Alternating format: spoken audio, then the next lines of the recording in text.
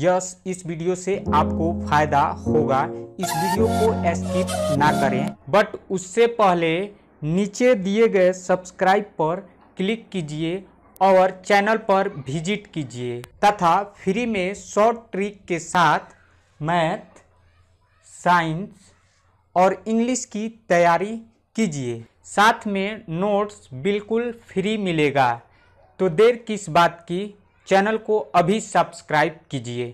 तो स्टूडेंट, आज के इस वीडियो में जो है आप लोग पढ़ने वाले हैं क्लास 10वीं का प्रकाश का प्रवर्तन का ये दूसरा क्लास है। तो चलिए हम लोग पढ़ते हैं और समझते हैं इसके बारे में। तो सबसे पहला जो क्वेश्चन था वो हम लोगों का था इस वीडियो में प्रकाश के किरण, यानी जो आपके स्क्रीन पे दिख रहा है ये क्या है, प्रकाश के किरण। इसके बारे में हम लोग पढ़ने वाले हैं।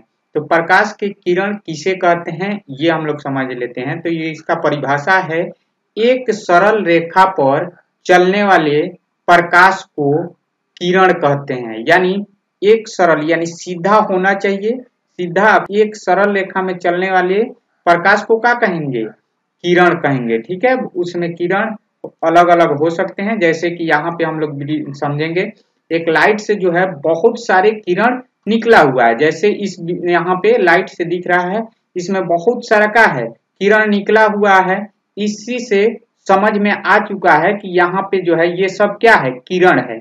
यानी एक लाइट से करोड़ों किरण निकलता है और सीधा सीधा जाता है, घूमते हुए नहीं जाएगा, सीधा जाएगा।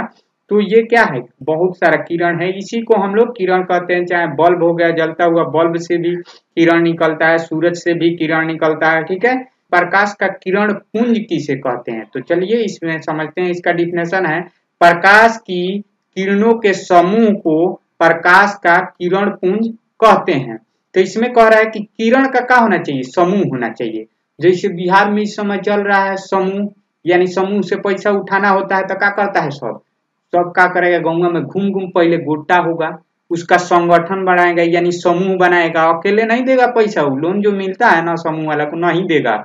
आपको क्या करना पड़ता है, एक दूसरे के जो है टच में आना पड़ता है, यानी एक दूसरे से मिलना पड़ता है और एक समूह गठन करना पड़ता है। इस तरह का जो है प्रकाश का समूह होना चाहिए। इसमें क्या कह रहा है, प्रकाश के समूह को किरण पुंज कहते हैं। जैसे यहाँ पे जो है बल्ब है, बल्ब में देखिए तो कितना हजारों करोड़ मान लीजिए इसमें से रे निकला है। तो क्या है, यहाँ पे ये जो है किरण का क्या है, समूह है। तो जब किरण का समूह होगा तो उसी को हम लोग क्या कहते हैं, किरण पुंज कहते हैं। जैसे बल्ब से समझ में आ गया, जैसे जो है सूरज से भी हजारों करोड़ किरण निकल रहा है, तो वहां पे भी किरणों का समूह है। चाहे आप टॉर्च जलाते हैं तो उसमें से भी बहुत सारे किरण निकलता है, तो वहां पे किरणों का समूह है, तो क्या है, किरण पुंज का है। ठीक है, नेक्स्ट एग्जांपल है आपका, यहाँ पे हम लोग समझने वाले हैं प्रकाश के किरण पुंज 3 प्रकार के होते हैं। प्रकाश के किरण पुंज कितने प्रकार के होते हैं, 3 प्रकार के। जैसे में यहाँ पे अपसारी किरण पुंज, और दूसरा है आपका समांतर किरण पुंज, और तीसरा है आपका अभिसारी किरण पुंज। यानी 3 है, कौन कौन, अपसारी, अभिसारी और समांतर। ठीक है, 3 गो हो गया।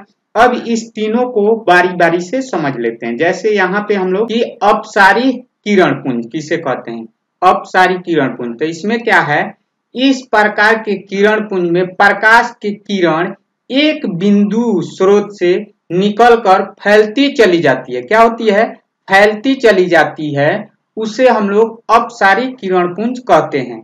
जैसे कि यहाँ पे फिगर से समझेंगे। जैसे क्या हुआ, एक बिंदु से है और यहाँ पे क्या हो रहा है, बिंदु से फैलते जा रहा है कि नहीं, ये सब क्या हो रहा है, फैलते हुए जा रहा है। ठीक है, तो इसी को हम लोग इस प्रकार के किरण पुंज को अभी अपसारी किरण पुंज। जैसे कि हम लोग लाइट टॉर्च जलाते हैं ना, तो जैसे टॉर्च जलाते हैं तो उसमें से देखिएगा टॉर्च का मुंह है इतना बड़ा और फैल का कितना बड़ा हो जा रहा है, बहुत दूरी में हो रहा है। तो जब मोबाइल का फ्लैश लाइट ऑन करते हैं तो क्या हो रहा है, एक बिंदु से देखिए एक छोटा सा बल्ब है, उस बिंदु से क्या हो रहा है, निकल रहा है पर फैलते जाता है। इसीलिए ना आप जब टॉर्च जलाते हैं या मोबाइल का फ्लैश जलाते हैं तो बहुत ज्यादा दूरी तक क्या होता है, वहां पे दिखता है कि बहुत ज्यादा दूरी तक फैले रहता है। ठीक है, तो ये क्या है, ये इस तरह का जो है प्रकाश अपसारी किरण पुंज कहता है। इस तरह का प्रकाश का पुंज क्या कहता है, लाता है, अपसारी किरण पुंज कहलाता है। नेक्स्ट है आपका समांतर किरण पुंज। समांतर किरण पुंज का परिभाषा क्या होता है? ऐसे किरण पुंज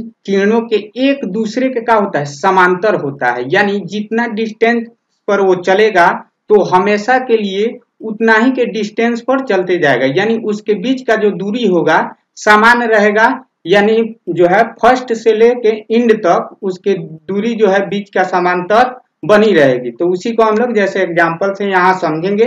जो किरण यहाँ पे निकल रही है ये सब क्या है? ये सब समांतर किरण पुंज है। नेक्स्ट है आपका अभिसारी किरण पुंज। क्या है?